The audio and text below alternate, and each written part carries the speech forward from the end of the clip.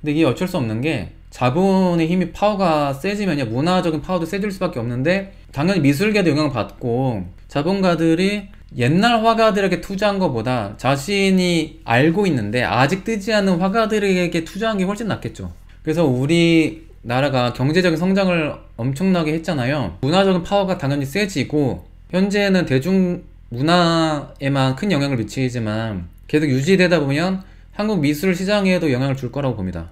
이왕이면 다른 나라보다 우리나라 화가들이 좋은 평가 받는 게 낫겠죠. 이게 비슷한 게 중국에도 있잖아요. 그래서 중국 미술 시장이 엄청 커지다 보니까 현재 고가의 경매로 팔리는 중국 화가들이 많아지는 것도 당연한 이런 원리인 거죠. 미국과 중국은요 국가가 개입해서 문화 파워를 막 억지로 끌어올리려고 했거든요. 미국은 엄청나게 성공을 해서 지금도 미국 문화의 영향을 많이 받고 전 세계 문화를 식민지화 시키는 데 성공을 했습니다. 대표적인 예로 겨울의 왕국 2 나와가지고 난리 났잖아요. 엄마들 애기들 극장에 데려가고 아이들의 정신세계를 지배한 겁니다. 이 애니메이션으로 디즈니가 홍보하는데 다양한 분야에서 노력을 했어요. 미국은 자본의 힘으로 빌보드 음악도 그렇고 영화 헐리우드도 그렇고 애니메이션 사업도 그렇고 디즈니 모든 대중문화를 식민지화 시켰습니다. 전 세계적으로 아직까지도 그래요. 근데 우리나라는 물론 이전에 문화 정책도 있긴 했으나 도움을 크게 많이 받지 않고 문화적인 파워를 키웠다는 거는 많이 다르다고 봐요. 중국의 경제 파워가 세지니까 나중에 중국의 문화적인 영향이 엄청 커질 것이라고 예상하는 분도 계시지만 저는 다르게 생각합니다. 중국이 문화적인 열등감을 벗어나지 못할 거라고 봐요. 나중에도 경제적으로 이렇게 성장했는데도 중국 문화를 우러러보진 않잖아요. 문화에는 예의도 있고 시민의식도 있고 혹은 대중문화의 영향도 있고 다양하게 봐요. 영화도 그렇고 드라마도 그렇고 모든 걸 복합적으로 봤을 때 헤게모니가 많이 이동할 거예요. 아시아가 대세니까 미래도 밝고 그 경제적인 영향은 중국이 계속 큰 영향을 미칠 테지만 그 문화의 영향력은 우리나라 코리아가 대신할 거라고 봅니다. 그 문화적인 중심은 아시아에서 우리가 그 역할을 대신할 거란 거죠. 문화적인 패권은 우리나라가 가질 거라는 예상을 조심스럽게 해봅니다. 중국이 우리나라 문화를 많이 가져가려고 하잖아요. 막 그런 것도 문화적인 열등감 때문이거든요. 단군 이래로 우리나라가 한반도가 중국의 문화를 이전에는 숭배했잖아요. 영향을 다 받고 우러러봤단 말이에요. 대국이 우리나라의 문화를 따라하고 베끼고 숭상하고 이런 건 없었단 말이에요. 이전에는. 그래서 되게 희한한 시대에 살고 있습니다. 우리나라. 단군 이래로 문화적인 파워가 이렇게 셌던 적이 없었다고 봐요. 저는 되게 특이한 시대에 살고 있습니다. 문화적으로 동북공정하는 것도 문화적 열등감을 느끼기 때문에 딸하고 자기 걸로 가져가고 싶어서 그런 거예요. 이전에는 관심도 없었잖아요. 김치에도 관심 없었고 좋은 기회의 시대에 살고 있다고 봐요. 문화적으로 앞으로 한국 것이면 어떤 문화든지 다 팔리는 시대가 될 겁니다. 심지어는 한국의 안 좋은 문화마저도 수출될 거예요. 한국의 그 학교에서 벌어지는 되게 안 좋은 문화도 많잖아요. 우리네 사회가 겪는 안 좋은 문화들, 이 어두운 문화들, 그런 것도 다른 나라에 영향을 줄 거예요. 우리가 미국의 안 좋은 문화도 영향 받듯이, 그러니까 이게 되게 중요한 건 뭐냐면 홍익인간 정신으로 좋은 거는 흡수를 하고 우리가 원래 가졌지만 우리가 잊고 살았던 좋은 것들 있잖아요. 동방예의지국이라고 하는데 현대 사회에서 우리나라 동방예의지국이라는 말을 붙이기 힘들 정도로 되게 각박하거든요. 정의라는 개념이 우리나라의 정체성이라고 생각했는데 현대 사회에는 좀 아닌 것 같아요. 점점. 근데 원래 우리가 가졌지만 잃고 살았던 것을 우리가 다시 되찾을 필요가 있는 거죠. 어느 나라보다 예의를 중시 여기고 정이 많은 우리의 그 정체성을 다시 되찾을 필요가 있는 거죠.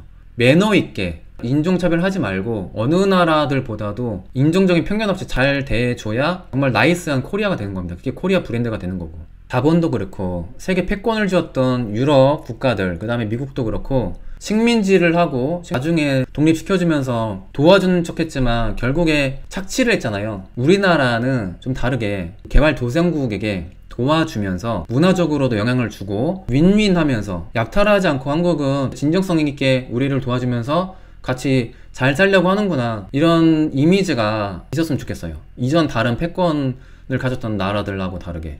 그러니까 이거 되게 중요한 건 뭐냐면 우리나라 사람들이 이제 나중에 이제 해외여행 갔을 때 매너, 예의 이런 걸 정말 중요시 여기면서 한국의 브랜드에 엄청나게 큰 영향을 준다 생각하고 행동 하나하나도 되게 신중하게 해야 될 것 같습니다. 미국에서 슬럼가에서 학생들을 가르치는 한국 교사들의 그 다큐를 봤어요. 흑인들이 많이 모여 사는 그 불량 학생들의 대상으로 예의를 가르쳤어요.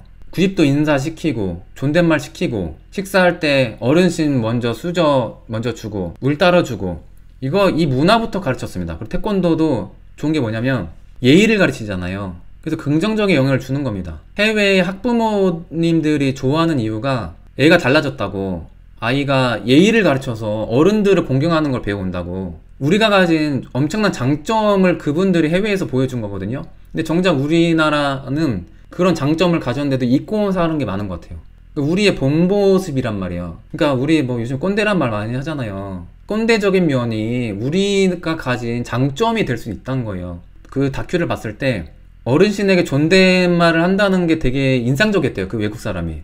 어른이라면 존경받는 문화가 좋아 보였다. 근데 우리나라는 존댓말을 하잖아요, 어르신들에게.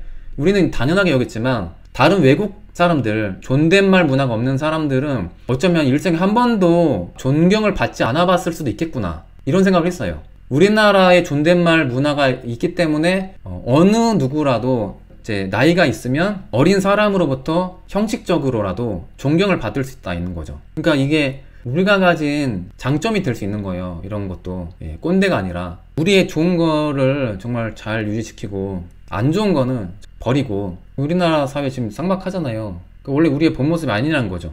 그렇게 된 거에는 그 사회적인 문제의 영향도 있지만, 근데 중요한 거는 우리나라 사람 자체가 앞으로 국가 브랜드의 이미지에 엄청난 영향을 줄 거니까 우리 행동 하나하나, 외국인들을 대할 때, 해외에서 외국인들 상대할 때 나중에 국가의 이미지에 영향을 줄 수 있다는 거, 이거를 우리도 생각하면서 행동해야 될 것 같습니다. 미국에서 아시아계 폭행 사건들 많이 일어나잖아요. 오히려 이제 이런 것 때문에, 그렇지 흑인 뭐 어쩌고저쩌고 욕하고 인종 혐오가 오히려 그것 때문에 더 생긴단 말이에요. 흑인들 니네들 자격 있냐고 이런 말도 하고. 근데 오히려 이런 때일수록 우리는 좀 나이스하게 그러면 안 된다는 거죠. 모든 인종 상관없이 어느 나라보다 인종차별이 없는 나라는 이미지가 생겼으면 좋겠어요. 우리나라 외국인 혐오가 되게 심하잖아요.